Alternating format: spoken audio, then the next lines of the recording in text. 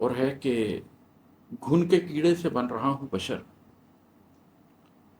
گھن کے کیڑے سے بن رہا ہوں بشر، آپ بندر کی بات کرتے ہیں۔ یہ جو ڈاروینین ایوولوشن کی پوری تھیوری ہے، یہ بڑی ایک مضحکہ خیز چیز ہے کہ اس کے اندر یہ ہمیں یہ بتاتے ہیں کہ ہم انسان ایوالو ہو کر اسی طرح ڈیولپ ہوئے ہیں جیسے بندر ڈیولپ ہوئے ہیں، اور ایک طرح سے وہ بندر ہمارے کزنز ہیں کسی جگہ پر،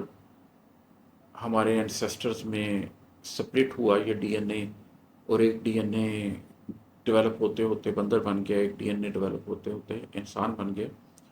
اس سلسلے میں دو باتیں کرنی ضروری ہیں۔ پہلی بات تو یہ کہ ڈارون سے بہت پہلے مسلمان علماء میں سے بھی کچھ لوگ ہیں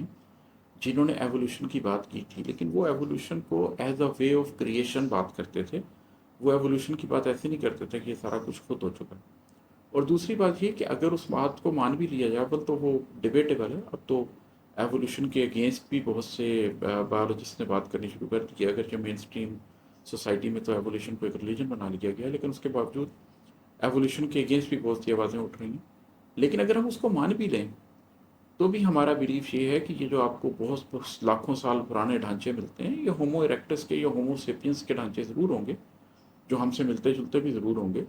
لیکن یہ نسل انسانی کے ڈھانچے نہیں ہیں، یہ آدم علیہ السلام کی اولاد کے ڈھانچے نہیں ہیں، اس لیے کہ آدم علیہ السلام کو تو اللہ تعالیٰ نے علیحدہ سے تخلیق کیا، اور آدم علیہ السلام کو تخلیق کرنے کے بعد ان کی ذریت میں جو انسان تھے وہ باشعور انسان ہیں، وہ باروح انسان ہیں جن کا آخرت میں حساب کتاب ہو۔ تو آدم علیہ السلام سے جو اسپرچولی کانشیس انسانوں کی ایک نسل چلی ہے، ہم اس سے تعلق رکھتے ہیں، ہمارا ان جانوروں سے کوئی تعلق نہیں ہے جو آدم علیہ السلام سے پہلے اس دنیا میں پائے جاتے تھے، چاہے وہ بایولوجیکلی دیکھنے میں ہمارے جیسے ہی لگتے ہیں۔ مگر ہیونگ سیڈ دیٹ، اس پوری ڈیبیٹ سے ہٹ کر بھی میں تو جب اپنے اندر دیکھتا ہوں تو مجھے یہ نظر آتا ہے کہ میں نے بحیثیت ایک انسان کے ایک زمانہ جاہلیت گزارا، میں نے ایک ایسا زمانہ گزارا ہے جس کے اندر میرا نفس گندا تھا، میرے اندر پاکیزگی نہیں تھی، بلکہ میرے اندر قدورت تھی، میرے اندر غلاظت تھی۔ جب آپ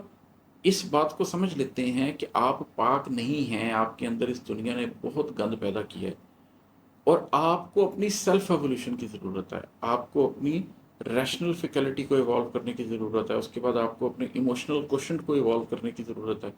اور پھر الٹیمیٹلی آپ کو اسپرچولی ایوالو ہونے کی ضرورت ہے اپنی ذات کے اندر، اپنی اس زندگی کے 50-60 سال کے اندر۔